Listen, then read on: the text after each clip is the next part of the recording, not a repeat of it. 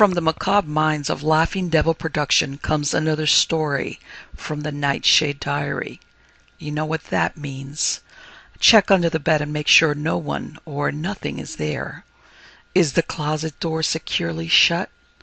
Then leave your disbelief behind, amp up your imagination, and hang on tight for another ride into terror and mystery.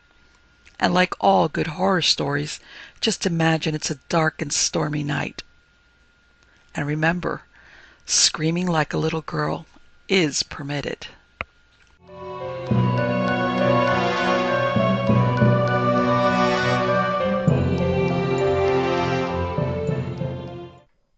Two Yellow Pine Coffins by Robert Sampson. Cowan flung the sow into the red dirt and threw himself on top of her. She struggled and shrieked. As the other two troopers howled encouragement, Cowan hacked at her throat with his field knife. The sow twisted free. Thrown backward, Cowan lost his knife and sprawled heavily in the dirt. He cursed and balled himself up, hugging a kicked leg. The sow galloped away, stiff legs splashing blood across the dust. At that moment 3 strange Union troopers rode around the corner of the barn. The sow veered wildly away from them, plunged squealing and staggering out of sight by the spring house. Cowan struggled up on his knees to face the riders. Red dust thickly powdered his blue regulation pants and open-necked blue shirt. Suspicion and anxiety hardened his face. The leader of the horsemen clopped slowly toward the 3 dismounted men. 2 to hold and 1 to stab, he said in a slow, amused voice. Or string her up and cut her throat. 1 man can't much do it alone. That's a fact, Cowan panted. He watched the leader ease out of the saddle. He was a tall, stringy man with a lot of nose and heavy mustache scattered with white hairs. He wore a filthy captain's uniform coat and a forager cap.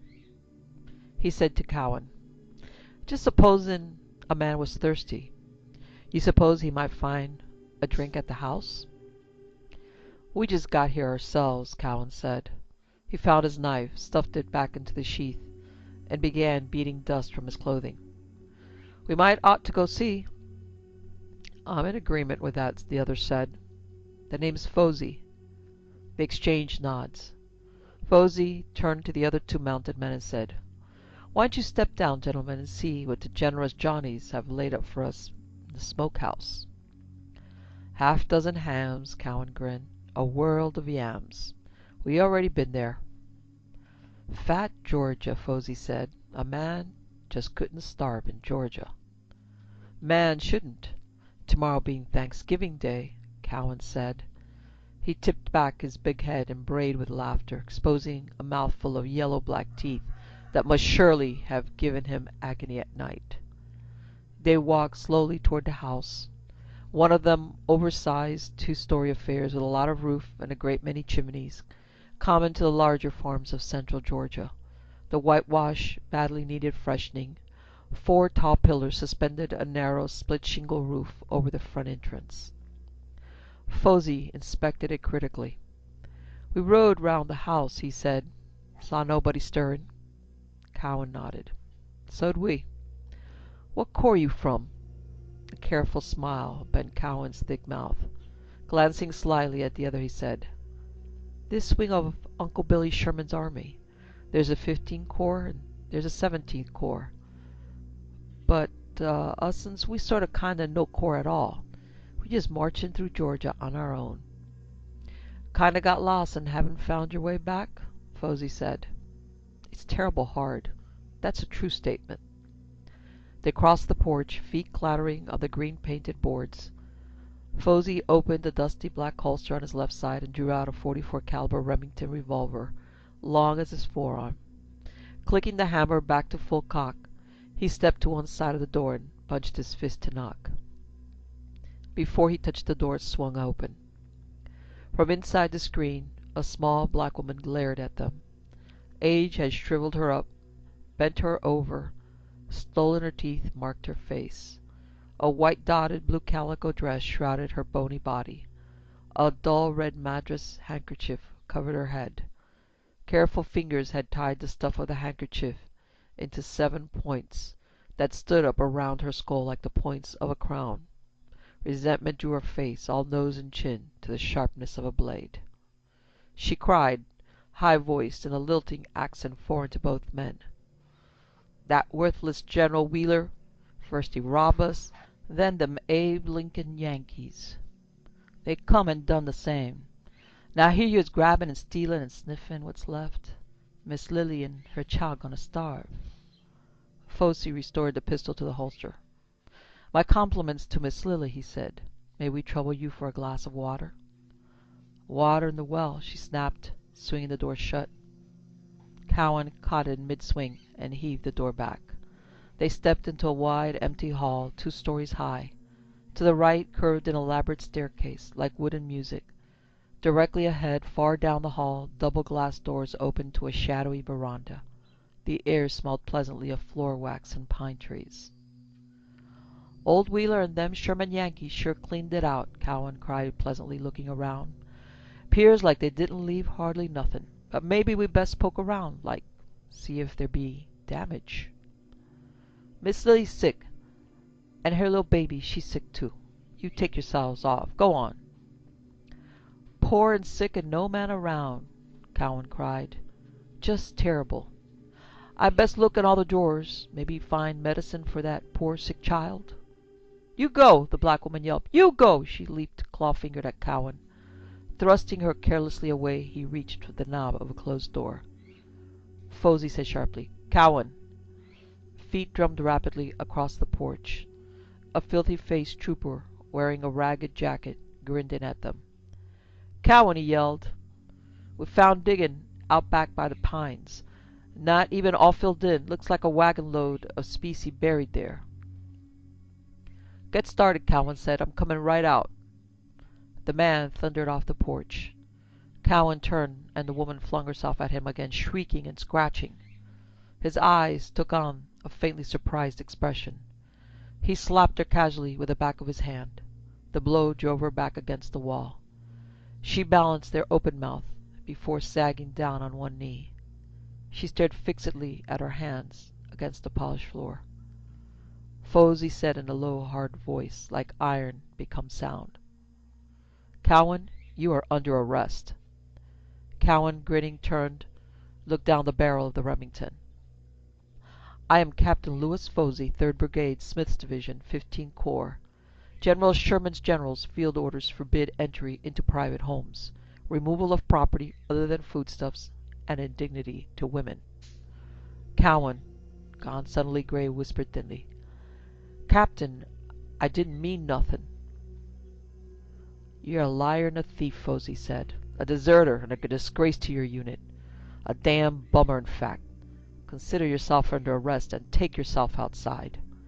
Striding past slack-faced Cowan, Fossey leaned out the door, roared, "Hamilton! Spencer!" The knife whispered faintly as it slipped from Cowan's sheath.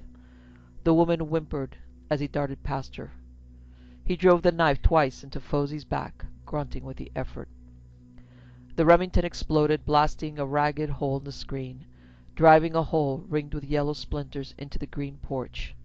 Fossey fell against the screen. It swung open, sprawling him onto the porch. Cowan hopped forward, clumsy in his urgency. He plunged the knife twice more in Fossey's back and snatched up the Remington. From around the side of the house ran both of Fossey's troopers. Cowan gestured wildly at them, his eyes showing white all around the pupils. "Woman in the house!" he screamed. "Stab the captain!" As they crowded past him, he shot the nearest man in the back of the head. Bloody horror sprayed the door and began trickling down the screen. The body tumbled sideways, tangling Cowan's arm. The other trooper, young-faced shock, spun around and got a thumb in Cowan's eye. Cowan triggered the Remington, heard the hard snap of a misfire. Yelling in fright, he beat the revolver against the trooper's face. The boy tumbled backward, clutching Cowan's throat and arm.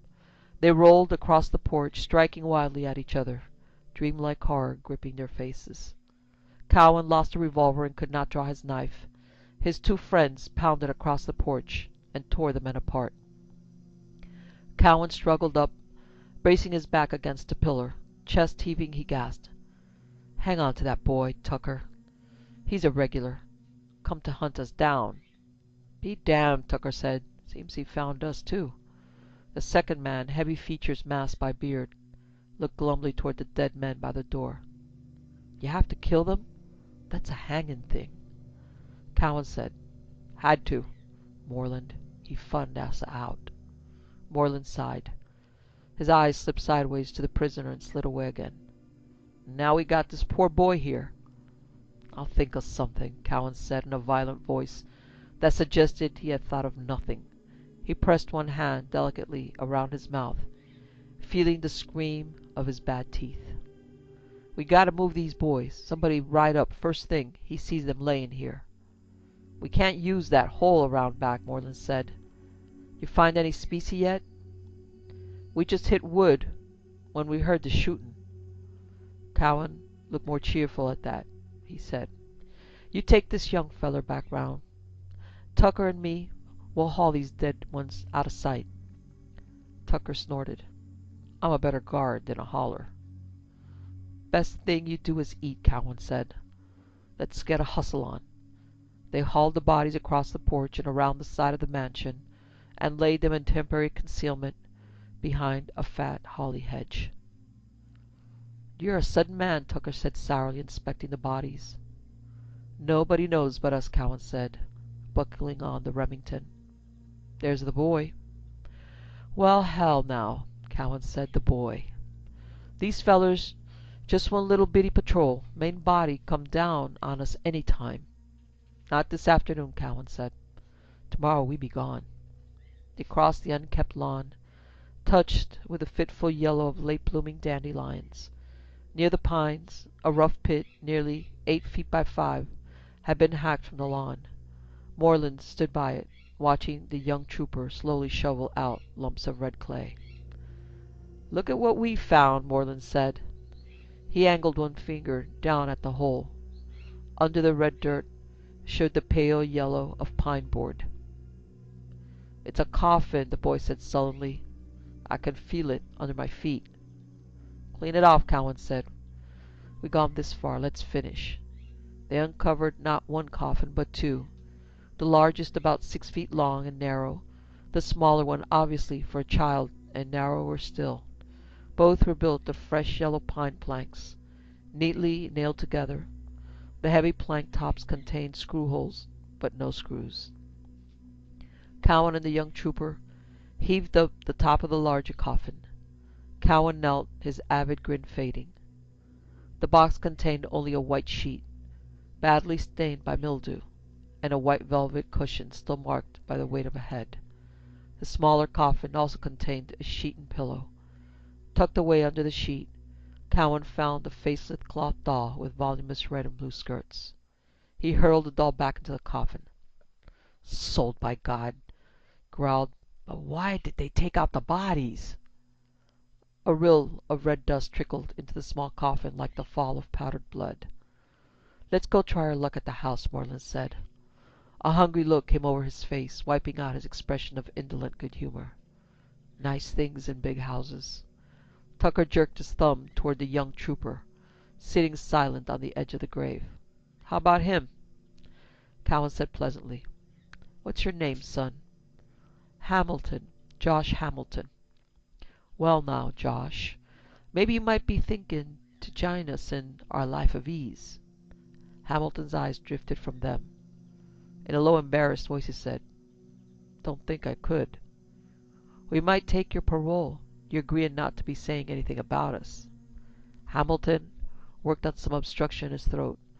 When he got it swallowed, he whispered, Couldn't do that. Can't promise, not honorable. Can't do that. Figured not, Cowan said. Hamilton lifted his head and set his eyes on them, a pale wondering on his face like a man finding himself lost while blackberrying. He said in a tone of remote surprise, I got 4 little girls at home. That's terrible hard, Cowan said. Slipping the Remington from its holster, he nodded to Moreland and Tucker. You might just go ahead and wander up to the house and see what's to see. We'll do that, Tucker said. They strode away, feet swishing in the grass. Cowan settled himself on the grave's edge, sitting across from Hamilton with the coffin's hollow between them. Now, Honor, he told the young man. "Honor's a hard thing to get your hands on. I minded how we climbed Kennesaw Mountain these 6 months ago. Lots of us marching up that mountain, so bold and fine. Lot fewer of us running back down again. Not much honor in marching up and running down." "It isn't that," Hamilton said. "When you're dead," Cowan said. "You swell up too big for your pants, and you turn black, and there's a stink. Nobody says he was honorable. He wasn't honorable, they say. My God, get him underground.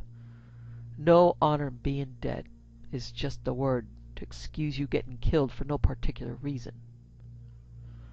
"I guess I just can't explain it to you anyway," Hamilton said. "Guess not," Cowan said. The Remington, which had remained leveled at Hamilton while they talked, gave a sharp metallic snap. Cowan lifted the pistol and examined it with hard curiosity, open mouth exposing his foul teeth. "Now see that?" he cried. He smacked the side of the Remington with his hand. "That's twice she wouldn't shoot you. You're not to die by this gun, youngster." Hamilton said nothing. His sweating face, gone a bloodless blue-white, bore a look of mild interest. "I'll tie your hands," Cowan said. "Then we'll get up to the big house, figure out what to do with you later. Them 4 little girls sure got themselves a lucky daddy." He found rope and loosely tied Hamilton's hands behind his back. Long shadows streaked the grass. Swallows weaved through darkened air. To the west, cold-looking gray clouds, edged rose and orange, massed low against the lustreless sky. "Cold day for riding tomorrow," Cowan said. "But long as a man's moving, he's safe." "You'll ride square into General Wheeler's hands one day," Hamilton said. Cowan shook his head, grinning. "No, no. Nobody in these parts but Union men and Georgia women." He stopped abruptly to stare toward the holly hedge, then crossed, to kick among the spiny brown leaves strewing the ground. "Now, why in hell they carry off them bodies? They knows we got to haul them to the graves." He turned away, setting down his feet hard, and dragged Hamilton around the house. As they stamped into the porch, a storm of flies whirled up around them. The blood patches by the door crawled back black with them. A shivering mat of insects clung to the screen door, passionately feeding, emitting a heavy metallic drone that was deeply disgusting. From the twisting swarm, a fly nearly an inch long plunged heavily against Cowan's forehead. Where it touched them, a dull red smudge remained. "My God!" Cowan cried. "This is terrible."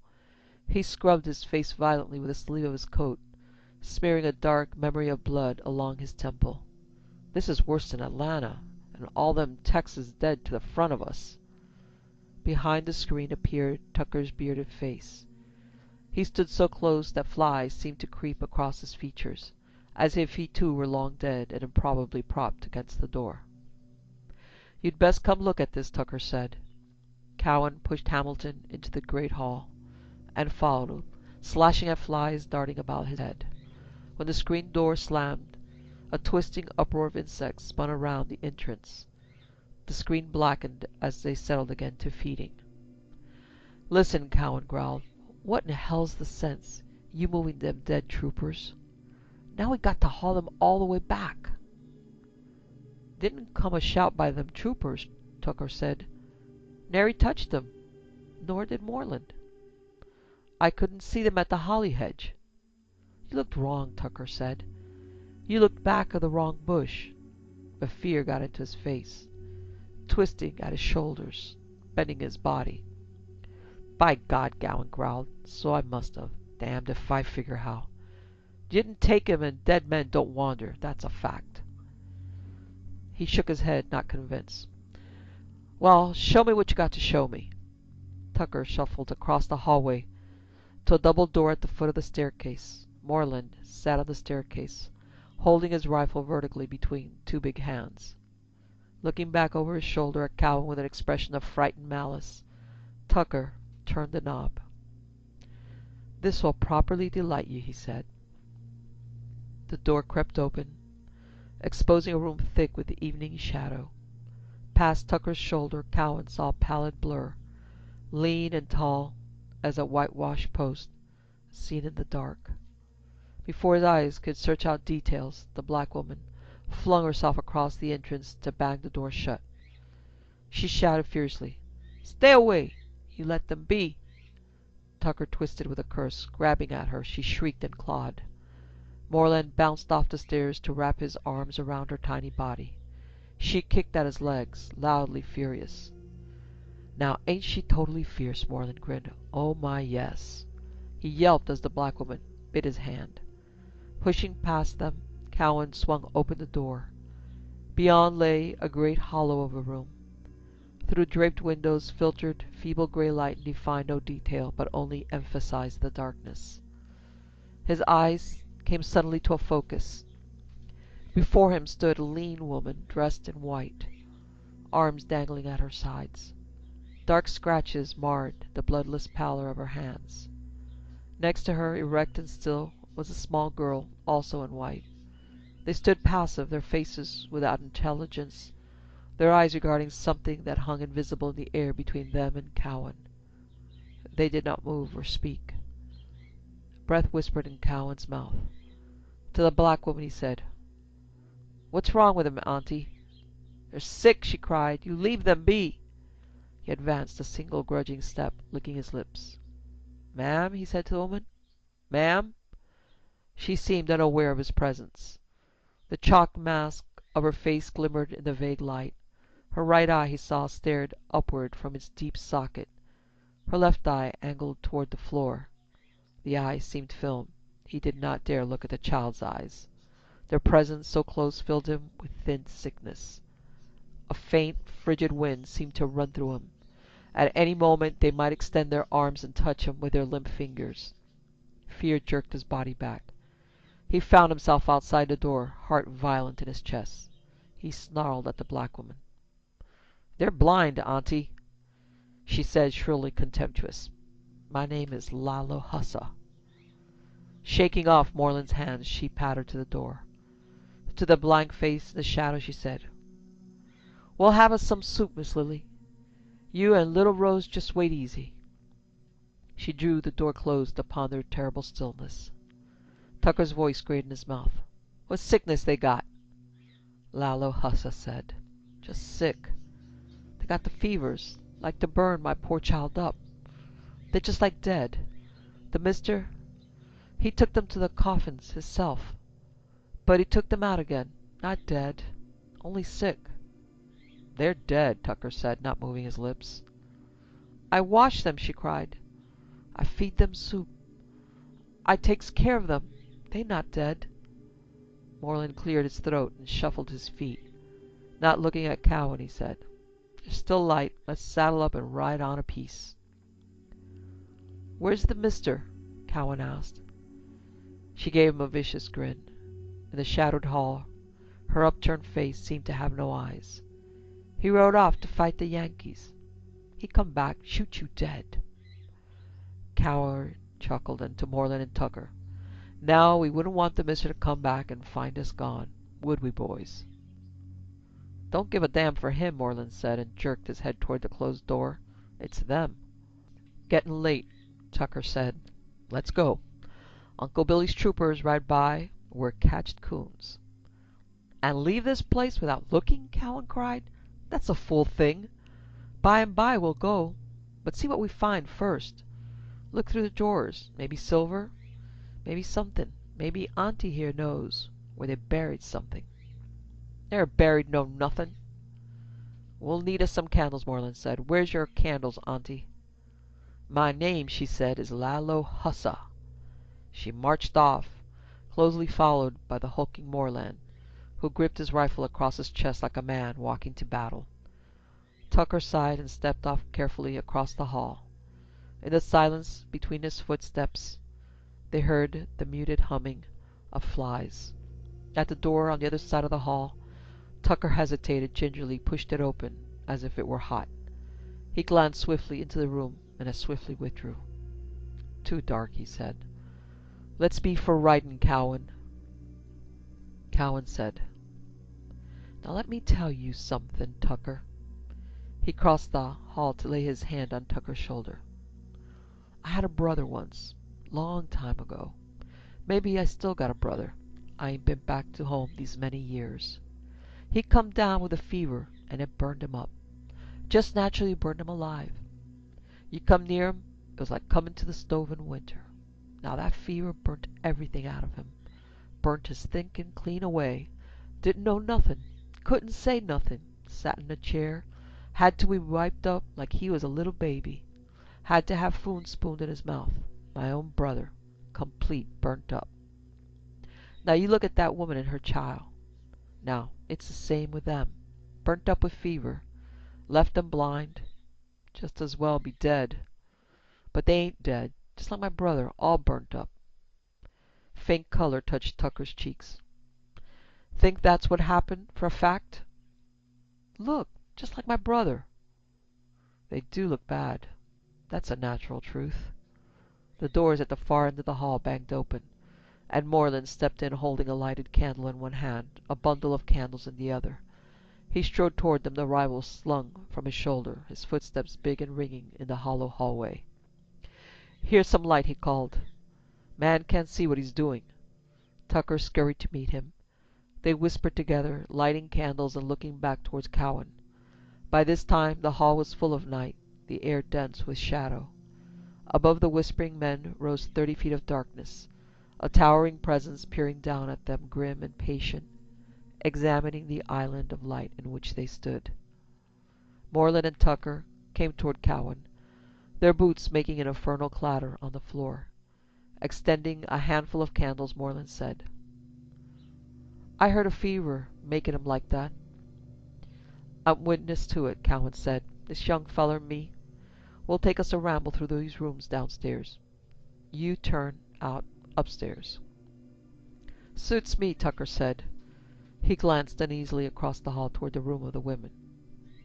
"You suppose they're standing in there in the dark? Standing, listening?" "Hell," Cowan said. "They can't do nothing else." They searched. It was a stripped house, a hollow house, an empty house. The great bare room rang with echoes. Nothing remained but echoes. Furniture gone, draperies gone, rugs rolled up, rectangles of grey dust on the floors. Squares of unfaded wallpaper showed where pictures once decorated the walls and mirrors reflected the busy household. Cowan swore low and bitterly. He swept the candle around him, emptiness and dust, spiderwebs blurring the high corners of the room.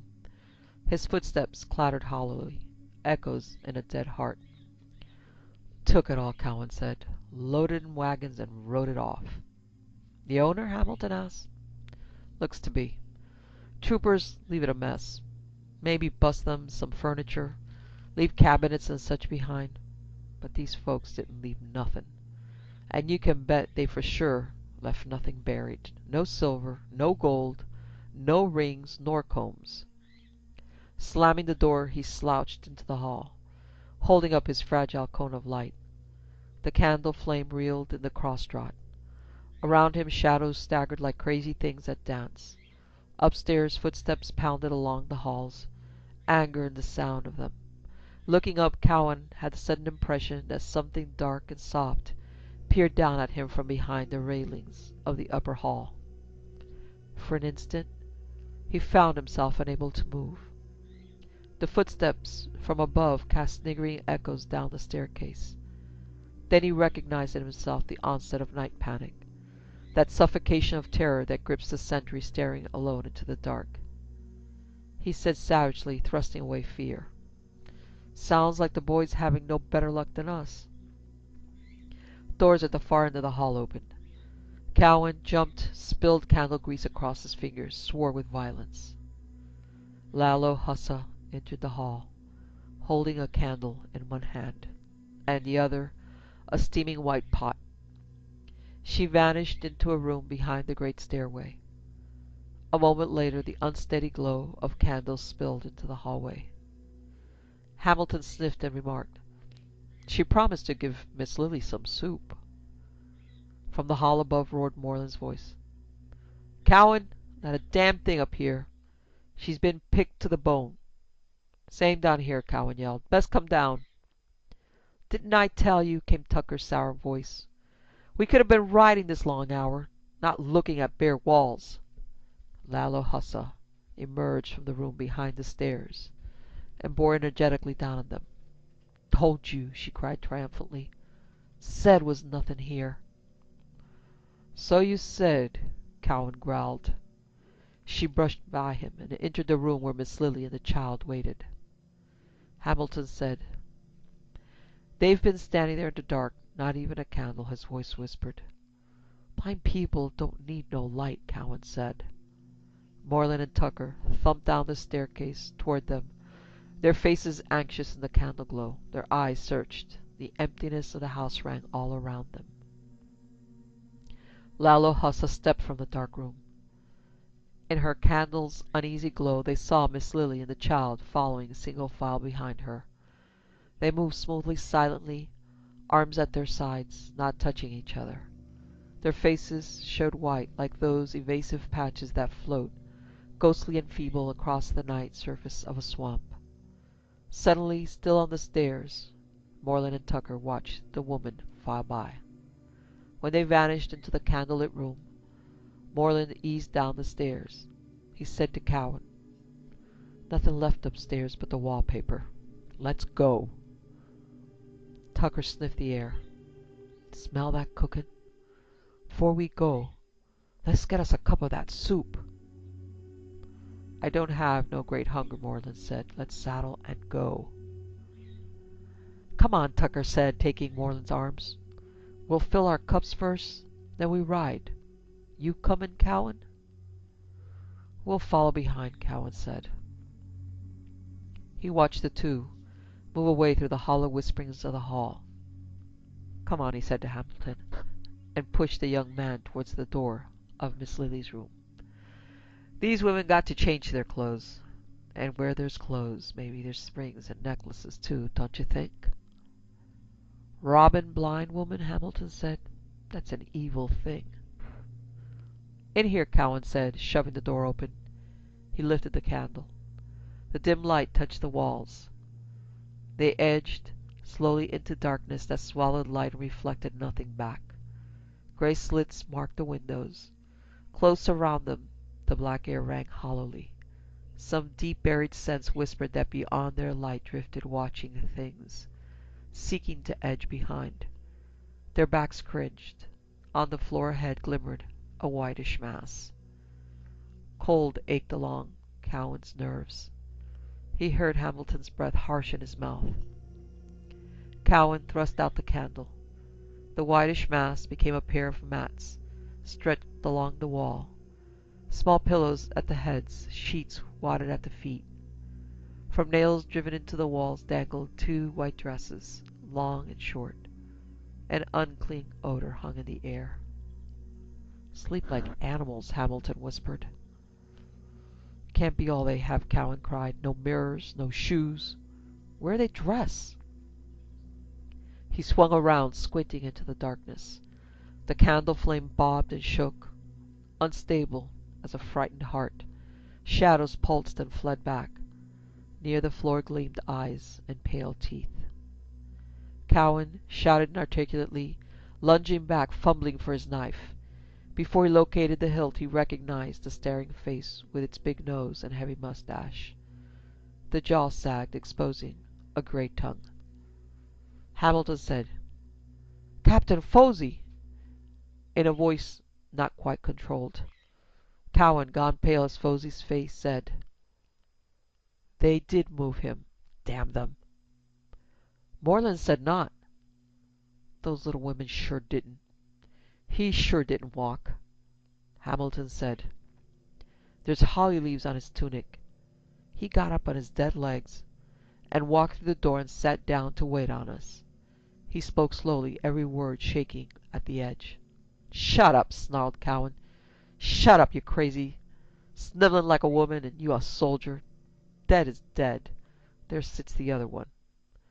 Candlelight fell upon a second corpse, the face shattered by Cowan's shot. The body sprawled against the wall a few feet from Fozzie. "Dead, by God," Cowan snarled. "Brains on his face." "They're watching us," Hamilton said. "The dead look," Cowan said, "but damn if they see. Come on." He jerked viciously at Hamilton's arm, pushing him towards the door. Metal voice, he said, "What's 2 dead men, Hamilton? You've seen 1,000 stinking in the field. What's 2 more?" "They were good to me," Hamilton said. "Fosey and Spencer, good men." He began to cry silently in the darkness. Once out of the room, Cowan defiantly slammed the door. A yell of echoes burst around them. Dragging at Hamilton's arm, he stamped down the hall toward the lighted room under the stairs. In that room, Marlene and Tucker stood by a long wooden table. At each end blazed a 3-piece candlestick. The backs and shoulders of the watching men seemed curiously rigid, as if they had disciplined themselves to watch some disgusting thing. At the table, Miss Lily and the child bent over basins of soup. The liquid looked thin as pump water. Bits of orange and green vegetables floated in the pallid stuff. Not touching the basins with their hands, they sucked up the soup, bubbling and slobbering. Their straptious mouths seemed unrelated to the staring emptiness of their faces. Behind them stood Lalo Hussa. She glared hate at Tucker as he lifted a tin cup and self-consciously tasted its contents. "Don't taste like nothing at all," he said. "No meat, no salt, no nothing." From the pocket of his tunic he fumbled out a small leather bag, worked it open with a thumb. He sprinkled its contents into his cup. Lalo Hussa cried sharply, "What's that? What's that?" "Salt," Tucker said, extending the bag. "Here." She cried out a single furious syllable and slapped the bag from his hand. "Get that away!" Polished hardness slipped into Tucker's face. His eyes became thorns. Placing the cup on the table, he caught Lalo Hussa by the shoulders, pushed her back against the wall. "Don't you hit at me," he said. "Don't you ever do it." Lalo Hussa wiggled furiously in his grip. Teeth flashed in her dark face. She squalled, "Help me, Miss Lily! Help me! Miss Rose!" Tucker shook her hard. Driving her head against the wall, she kicked and clawed at him. As Miss Lily stood up, her chair banged over. She glided away from the table with easy grace, like a dancer floating through the measures of a pavane. She did not seem to move rapidly, but before Tucker could turn, she was behind him. Her slender arms reached up. Little Rose's chair creaked back. She came pattering toward Tucker. Miss Lily placed pale hands at each side of Tucker's head, fingers touching his lower jaw. In the candlelight, the scratches on her skin showed as thin black lines. She pulled at his head. Tucker's startled face twisted into the candlelight. Tucker's neck snapped with a single hard sound. Marlene flung himself forward, clutching at Miss Lily.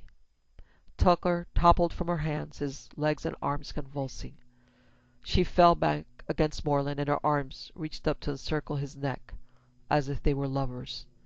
He stared down into her face, inches below. Marlene began screaming. Little Rose wrapped tiny arms around Marlene's leg. With no apparent effort, she tugged it from under him. Marlene plunged backward across the table.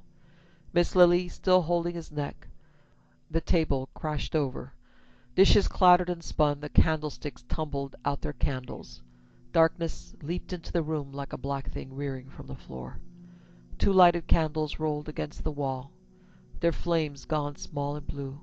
Patches of white swayed around the shouting darkness that was Marlene, agony and horror in his voice. He convulsed and heaved. The room shook as a white bundle thudded heavily against the wall. In the vague light, Cowan recognized Miss Lily's calm face. Around her body the white dress swirled like blown mist. She stepped forward, seeming unaware that she had struck the wall with force enough to shatter her spine. Her face held no more expression than a cake of soap. As she glided toward Marlene, with her boneless flowing step, he reared erect. Grunting, with effort he heaved an indistinct blur of white above his head. In the fluttering light, the whiteness seemed somehow attached to his face. Marlene screamed, "Get it off me!" He crashed the blur against the floor. Shadows writhed within shadows. Cowan, struggling from behind the table, saw a confusion of movement, as if the dark mass that was Moreland stamped furiously upon an indistinct pale smudge. "Cowan, for God's sake!" Reaching out, Miss Lily embraced Moreland. Cowan snatched up a candle. The flame shrank to a wavering blue patch that cast no light. He could see nothing. A heavy falling shocked the room. From the blackness came a high metallic squeal, thin and terrible, as if in the darkness an owl tore apart a large mouse. Against the plank floor feet beat furiously, then not so furiously. From the darkness Lalo Hussa said, "That enough, Miss Lily." Cowan's candle flame slowly lengthened to clear yellow. Across the room he saw the shine of Lalo Hussa's eyes. He groped up a second candle. Hamilton's voice smuttered at his ear. "Cut me loose, Cowan. Cut me loose." On the floor, quite close to Cowan's feet, flopped a whitish mass. For one terrible moment he thought that it would touch him. He lurched back, kicking a tin dish across the room, looking down at the flattened, wiggling thing that was little Rose. Boot prints smudged the white dress. The shattered body attempted to rise. It could not. It crept forward in the slow, deliberate movement he had seen in soldiers disemboweled on the field. Moments before death, bodies hollow with death, they crept towards the future, limbs moving in imitation of life, as if each movement certified that they lived and what had come upon them could be denied. From the child's distorted skull one eye stared upward like the eye of a flat fish. Lalo Hussa knelt by the crawling thing. "Baby, baby, good little honey," she crooned. "You fine honey. You go home now." Dark fingers dipped into Tucker's salt bag. Dark fingers scattered salt into the shattered mouth. Sudden purpose gripped the crushed body. It crept slowly past, fingers scratching on the dark floor, and butting aside the door, vanished scraping and sliding down the dark hall. Lalo Hussa lifted her head to look up at Hamilton's rigid face. "It's the old way," she said. "Salt sends 'em to their rest." He asked in a voice of inhuman calm, "Why did you bring them back?" She laughed. "Had to," she said. "Had to. They gots the sickness. The mister, he laid them in their coffins hisself. Then he filled up the wagons, and he said to me, 'What's left, it's yours, Lalo Hussa. Take the house, Lalo Hussa.' But who'd leave me to keep this fine house? General Wheeler? Them white trash past the hill? So I call Miss Lily and little Rose back the old way, the way I learned in the Caribbees, me just a child so long ago. And if people came, why here Miss Lily and her child sick in their house, and me taking care for them, but all the time in my house only, and nobody knowed." Hamilton said, "Dead? My God, dead?" in a voice like scratching rocks. "Not dead till they laid down," she said, "but now I don't need 'em no more. You just go stand by your friend." "My friend," Hamilton said. "I'm his prisoner, tied hands and all." "Then go stand away, Mr. Prisoner." She swiveled toward Cowan, showing bright teeth. "You hit my face," she said. The Remington slipped free of the holster. "Blow your damn head off," Cowan said. Pointing the revolver to Lalo Hussa's face, he hauled back the hammer. It set with a hard click, but as it did so he saw that the cylinder had not turned. Understanding flared in him. Hamilton had twice escaped simply because the hammer had fallen on a discharged chamber. The linkage revolving the cylinder likely broke when he had dropped the pistol, struggling with Hamilton. But you could half cock the weapon and turn the cylinder with your fingers. Lalo Hussa said, "Let the boy go. Kill me this man." Miss Lily, standing passively by the door, glided forward, reaching toward Cowan, her hand palm up. The Remington flared and bucked, spitting out hard sound. The massive ball hurled Lalo Hussa backward, slapping her off her feet, sprawling her against the overturned table. Miss Lily's hands reached through the acrid powder haze. Her fingers at his neck felt cool and dry and hard. He felt her strength, looked past her scratched hands into her blank face. Some remote part of his mind informed him that Holly had scratched her skin as she lifted dead men from the hedge. As that picture ran behind his eyes, he clubbed the Remington hard against her head, felt bones break, saw her nose flatten, her skull deform. "The salt!" Hamilton screamed. Cowan hit her twice more, with all the despairing power of his heavy arms. The blows drove her back. Her broken face held no expression, no blood showed. She took hold of his arm and exploded with pain, the flesh crushed like an apple in a press. Howling, he smashed at her hand with the Remington. Stumbling away from her, striking wildly, he tripped over a chair, and as he struggled up, saw the leather salt bag by Lalo Hassa's hand. Miss Lily wrenched the Remington from his hand. Bone from her fractured fingers projected grey-white through the skin. He snatched the salt bag from the floor. He dumped its contents into his palm. Wet, thin sounds spilled from his open mouth. Miss Lily closed both hands around his neck and lifted him straight up from the floor. Her filmed eyes peered past him. Her broken jaw hung down. As the pressure on his neck grew intolerable, he hurled the salt into her gaping mouth. He fell. The floor struck him a vicious blow. For a moment she loomed over him, a dreadful figure in white, emitting a dank, musty smell like an attic in winter. A tremor ran through her body, shaking it the way wind shakes leaves. She turned from him. In her smoothly boneless way, she slipped through the door. Her footsteps pattered away down the hall. "God!" he cried. "God!" He was unable to stand. He knelt by Lalo Hassa's body, feeling the floor turn under him, feeling the floor become a gulf into which he plunged unprotected, unrestrained, falling forever. Hamilton asked, "Is she dead?" in a slow, impersonal voice. Cowan looked at Lalo Hassa's slitted eyes, the blood on her clothing and bubbling mouth. "She's going." "You'd best cut me loose," Hamilton said. Cowan shook his head and fumbled up the Remington. His hands could hardly grip the weapon. Bringing the hammer to half-cock, he fingered the cylinder around. "I'll not be leaving you to hang me," he said. The hammer fell. The Remington snapped thinly. Cowan stared at it stupidly, then began to laugh. "Them's some lucky little girls," he said. Throwing down the Remington, he drew his knife. Hamilton pushed back the door with one toe and slipped through. Outside the door he cried out a single thick syllable.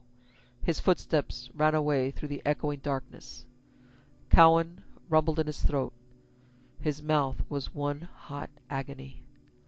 Heaving up on unsteady legs, he braced himself, stumbled toward the door. "Can't outrun me with your hands tied," he yelled. "I won't hang." He swung back the door. Before him stood Captain Fossey and the trooper Spencer. Their eyes did not look at him. Their mouths hung open. They stood there quite dead, and they reached out and put their hands on him. Cowan used the knife, but that did no good. He did not scream long.